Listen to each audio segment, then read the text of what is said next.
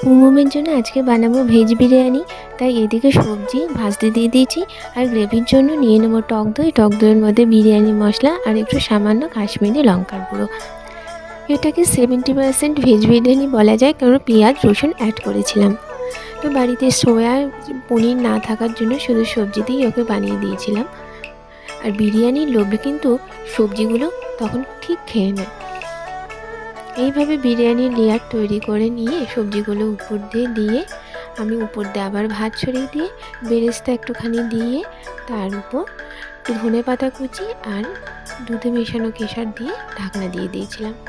এরপর তৈরি করে নিয়েছিলাম একটা রায়তাটা দইটা একটু ব্লেন্ডারে ব্লেন্ড করে নিয়ে তার মধ্যে শসা কুচি, পেঁয়াজ কুচি আর গোলমরিচ দিয়ে নুন দিয়ে।